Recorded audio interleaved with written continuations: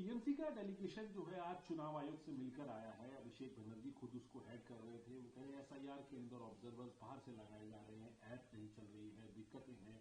और चुनाव आयोग पहले भी हमारी बातों का जवाब नहीं देता था, आज भी जवाब नहीं देता है। इसको कैसे? चुनाव आयोग को सवाल आपको तेरा याद दिला दे, राहुल गांधी और राहुल गांधी की अगुवाई में कांग्रेस और उनके साथ साथ जो जुड़े हुए पार्टियों ने बहुत पहले किया था। और हम लोग पहले ये बात बताई थी कि चुनाव आयोग ने जवाब नहीं देते हैं। आज जो बात उठा रहे हैं, जो सवाल उठा रहे हैं बंगाल से आकर, तो मुद्दा बिहार में भी उठाए थे हम लोग कि कितने बांग्लादेशियों को, कितने रोहिंग्याओं को आप निकाल चुके हैं, किसने घुसपैठियों को आप निकाल चुके हैं, इसका ब्यौरा दिया करो। ये पुरानी बातें हो गए। अच्छा, दूसरी बात, बंगाल में एसआईआर होने की प्रक्रिया होने की पहले ममता बनर्जी खुद ये धमकाई थी कि मैं बंगाल में एसआईआर नहीं होने देंगी मैं बंगाल में एसआईआर। दूसरी बात, सारे बंगाल के ऑफिसर एसआईआर में अगर कोई शामिल होने के लिए कोशिश कर रहे हो तो ये मान के चलो सत्ता मेरे पास है। किसने कही थी? ममता बनर्जी। सत्ता मेरे पास है, मेरे खिलाफ अगर कोई एसआईआर में ज्यादा सक्रिय होने की कोशिश करे तो मैं उनसे जो करना है कर लूंगी। तीसरी बात, सत्तारूढ़ पार्टी के नेतागण और उसमें ये उनके भतीजा भी थे, ये कहने लगे कि बंगाल में एसआईआर, हिम्मत है, खून का नदियां बहा दूंगा। इन्हीं लोगों की मतलब पहले डराओ लोगों को, डराने का बाद दिखाओ कि तुम्हें हम बचाव कर रहे हैं। डराओ और खुद को बचाओ करने की नाटक करो। आप देखो कब डेलीगेशन लेके आए हैं, जब ये एनुमरेशन और मसौदे एक निकल चुके हैं, फाइनल लिस्ट आने वाला है, मतदाता सूचियों की फाइनल लिस्ट आने वाला है। इस बीच उनका अभी समय हुई कि चलो एक बार घूम के आए दिल्ली। इतने दिन नहीं आए, शुरू में नहीं आए। जब मसौदा निकल चुके उसके बाद आने में क्या फायदा। और दूसरी बात, बंगाल में जितने बीएलओ है, मान लीजिए 80,000 से ज्यादा वहां बूथे हैं, 88,000 लगभग। तो जितने बीएलओ, और बीएलओ के मतलब 90 to 95% सरकार की सारे कर्मचारियां हैं। उनका हिम्मत है कि ममता बनर्जी उनके पार्टी के खिलाफ कुछ करने की नहीं है। तो इसलिए अगर चोरी होना है तो चोरी करने के लिए सबसे ज्यादा वहां सतर्क है, सबसे ज्यादा वहां मेहनत करते हैं ये सत्तारूढ़ पार्टी। और इसलिए देखिए दूसरे स्टेट में डिलीशन ज्यादा हुई, बंगाल में तो नहीं हुई बंगाल में उतना ज्यादा। और ममता जी खुद कह रही है, मैं केंद्र की सरकार को मैं तो केंद्र की सरकार के साथ मैं सहयोगिता करते हुए आगे निकलूंगा।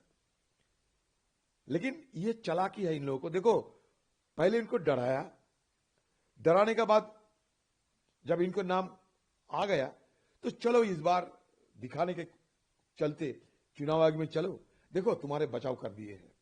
डराओ और बचाओ, मसीहा बनो और मसीहा बनते हुए लोगों को मदद करने की नौटंकी करो। लेकिन ये ममता बनर्जी बंगाल के लोगों के लिए मसीहा नहीं बल्कि मुसीबत बन गई है।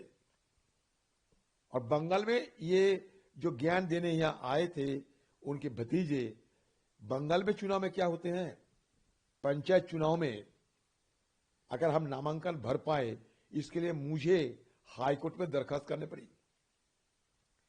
बंगाल में पंचायत चुनाव में, नगर पालिका चुनाव में, कोऑपरेटिव के चुनाव में, कोई भी चुनाव में जहां विधानसभा लोकसभा नहीं रहते, विधानसभा लोकसभा चुनाव के अलावा बंगाल में जितना चुनाव होते हैं, मतलब जितना चुनाव होते हैं, नामांकन नहीं भरने दिया जाते हैं, मार के भगा दिया जाते हैं।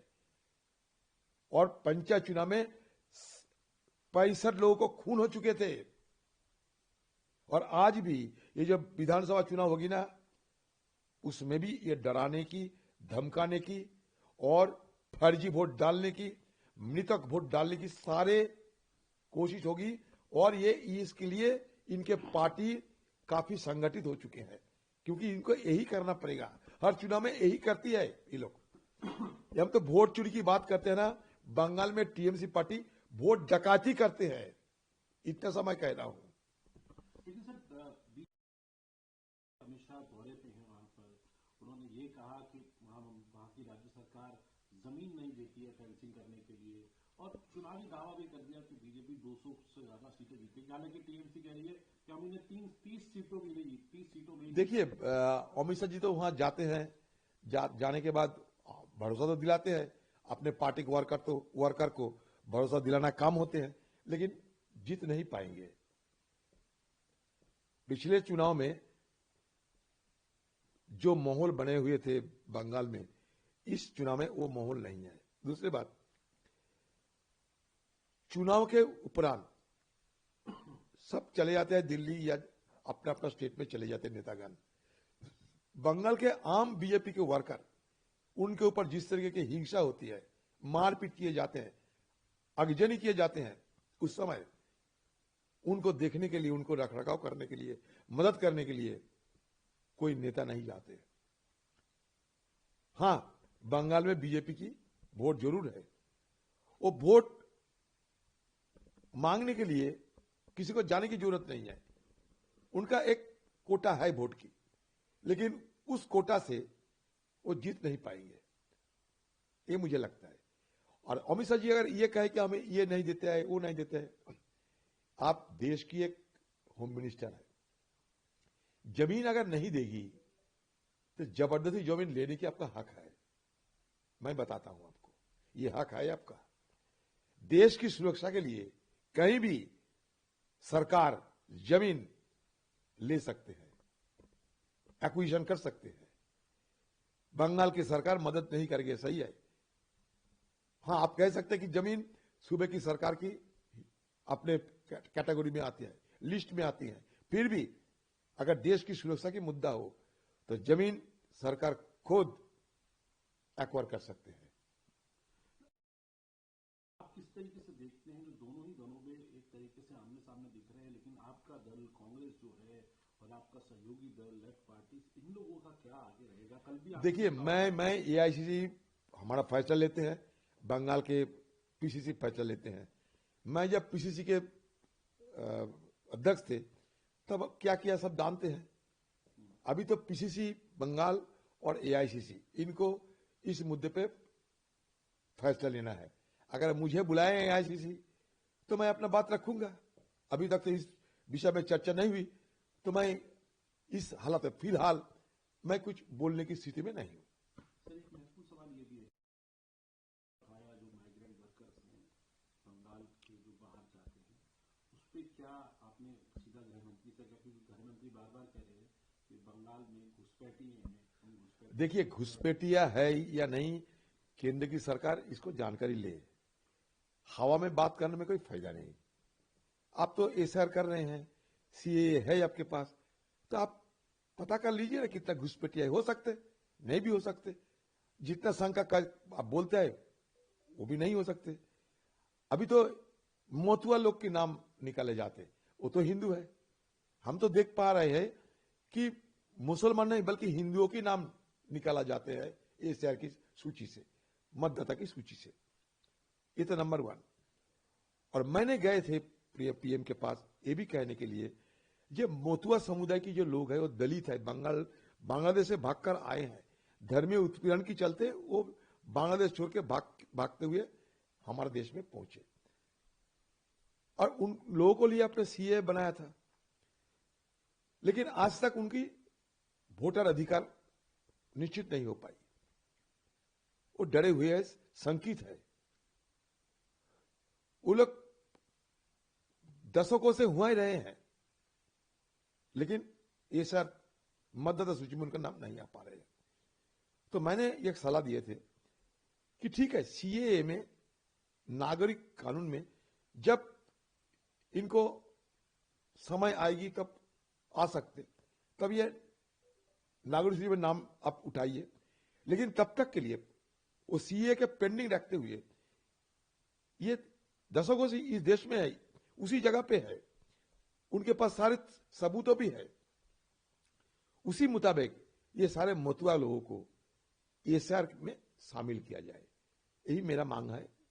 दूसरे मैं पीएम साहब को यह भी कहा था कल कि हमारे बंगाल से प्रवासी मजदूरों हिंदुस्तान के कोने कोने में रोटी रोजी कमाने, अपने पसीना निकालते हुए पसीना के साथ साथ मेहनत, ये दोनों के बलबूते पर रोजगार करते हैं। लेकिन कुछ महीनों से इस पे काफी हिंसा हो रही है इन लोगों पर। ये बांग्ला भाषी और बांग्लादेशी फर्क नहीं समझते। बांग्ला में बात करो तो बांग्लादेशी बन गए हैं, बांग्लादेशी हो गए तो दुश्मन बन गए हैं, और इस पे काफी हिंसा हो रहे हैं।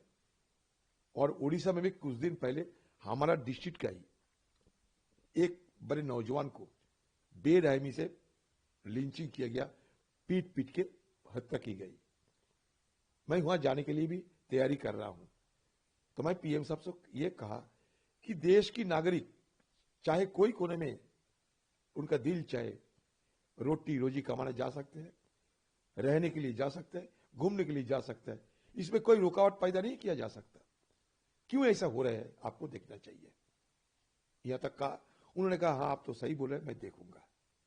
जो बांग्लादेश के अंदर जहाँ हिंदू को एक युवक को मारा गया है उस फैक्ट्री के अंदर, हाँ बहुत चिंताजनक है ये, तो उसको कैसे आपको लगता है? बहुत चिंताजनक है। बांग्लादेश में कट्टरपंथियों ने हिंदुओं पे आज से नहीं बल्कि बहुत दिनों से अत्याचार कर रहे हैं। खासकर हसीना की जमाने में भी अत्याचार हुई थी, फिर रुक गए थे, रुक रुक के ये होते रहते। लेकिन आज ये यूनुस जमाना आने के बाद कट्टरपंथियों ने बहुत ज्यादा ताकतवर हो गए बांग्लादेश में। यूनुस को रहेगा या भागेगा ये भी चर्चा में आ गए हैं। तो ये कट्टरपंथियों के हाथ के, कट्टरपंथियों की चुंगल में फंसे हुए बांग्लादेश में भी लोकतंत्र की प्रतिष्ठा हो और सरकार गठित हो, तब लोग बाज पाएंगे। नहीं तो बांग्लादेश की हालत धीरे धीरे पाकिस्तान की एक सूबे की हैसियत से बाद में पहचाना जाएगा। ये पाकिस्तान की सूबे बनते जा रहे हैं अगर ये कट्टरपंथियों की राज रहे। जिस तरह की आगजनी, हत्या, लूट करते हैं, ये अगर चलते रहे तो कुछ सालों के अंदर ये बांग्लादेश, और बांग्लादेश नहीं पाकिस्तान के एक सूबे में तब्दील हो जाएगी।